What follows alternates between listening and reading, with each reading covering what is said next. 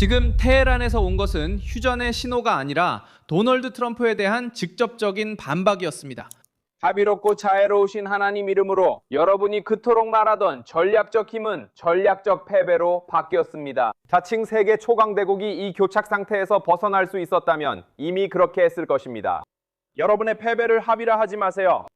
여러분의 약속 시대는 끝났습니다. 오늘날 세상에는 진실의 진영과 거짓의 진영, 두 가지 진영이 있습니다. 그리고 진실을 추구하는 사람이나 자유로운 사람은 여러분의 언론 공세에 현혹되지 않을 것입니다. 여러분의 내부 갈등 수준은 여러분이 스스로와 협상하는 지경에 이르렀습니다. 여러분의 투자는 더 이상 이 지역에 없을 것이며 에너지와 석유의 예전 가격도 다시는 보지 못할 것입니다. 여러분이 이 지역의 안정이 우리 군대의 강력한 힘에 의해 보장된다는 것을 이해할 때까지 힘을 통한 안정만이 있을 것입니다.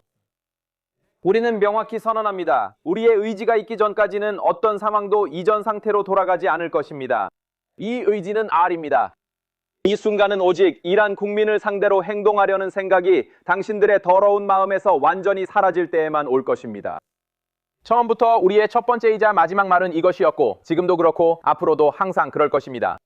누구도 당신들 같은 사람들과는 지금도 앞으로도 결코 합의하지 않을 것입니다.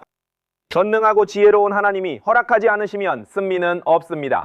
이란 정부는 미국 대통령이 미국과의 이른바 협상에 대해 언급한 것에 대해 강경하고 공개적으로 반응했습니다. 메시지는 간단했습니다. 이란 입장에선 워싱턴이 존재하지 않는 합의를 발표한다는 것이었습니다. 대화를 인정하는 대신 이란 당국자들은 도널드 트럼프가 자기 자신과 협상하고 있다고 비난했습니다. 그리고 또 다른 강한 메시지를 보냈습니다. 미국인들은 자신의 패배를 합의라고 부르지 말아야 한다고 말했습니다. 로이터, 그리고 AP는 이 반응을 양측 간의 새로운 언어적 갈등의 일부로 기록했습니다. 로이터에 따르면 이 대응의 중심에 선 것은 이란 군부 수뇌부였습니다. 가장 주목받은 발언은 에브라임 졸파카리, 이란 합동군 사령부 대변인에게서 나왔습니다. 그는 공개적으로 트럼프에게 의문을 제기하며 백악관이 스스로 머릿속에서 협상을 만들어냈다고 시사했습니다. 이것은 부인의 발언이 단순한 곁다리 코멘트나 2차적인 소스에서 나온 것이 아니라 정권의 방위 구조와 연결된 공식 채널에서 나왔다는 것을 보여줍니다. 테헤란이 자국 국민과 동맹국 그리고 지역의 경쟁자들에게 단호함을 보여주려는 시점에 이런 일이 일어났다는 것도 중요합니다. 언제 이런 일이 일어났는지도 중요합니다.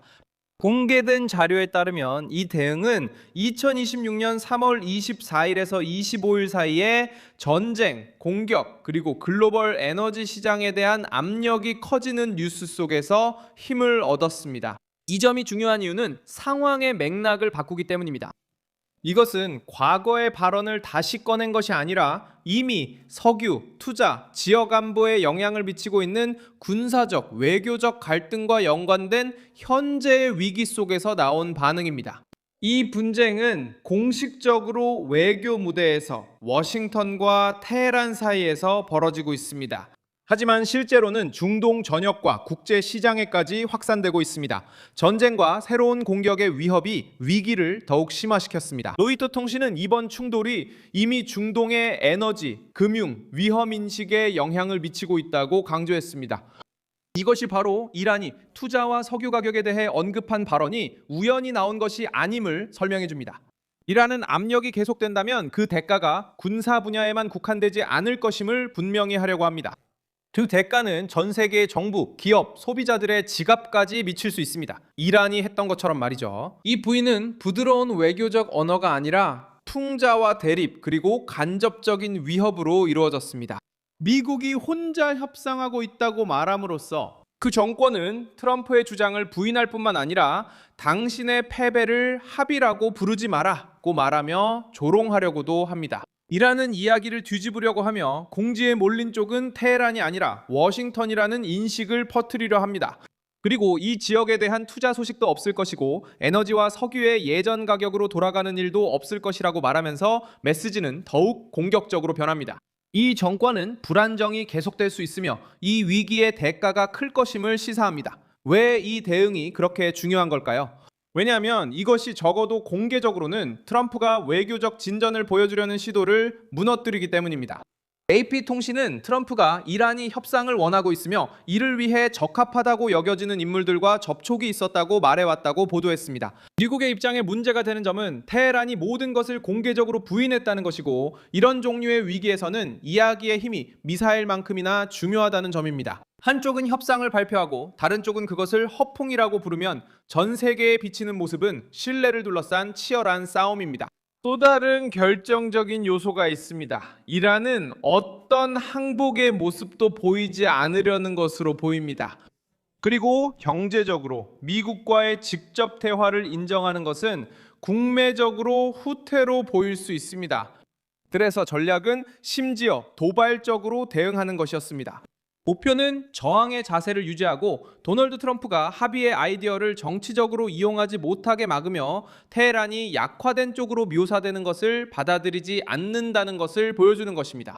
이것이 바로 부인 뒤에 숨겨진 논리입니다. 단순히 대화를 부인하는 것이 아니라 이란은 누가 양보했고 누가 계속해서 대립을 이어가고 있는지에 대한 전 세계의 인식을 두고 경쟁하고 있는 것입니다.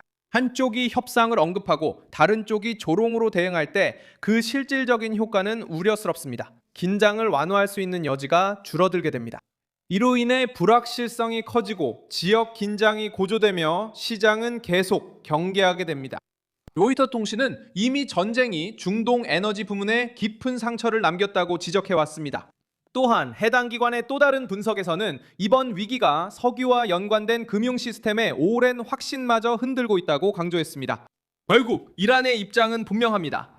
이란은 트럼프의 주장을 인정하지 않고 워싱턴이 테헤란에 확인 없이 합의를 발표하는 것도 받아들이지 않으며 이번 사건을 백악관의 정치적 패배로 만들고자 합니다. 발언의 주체는 정권의 군부 핵심입니다.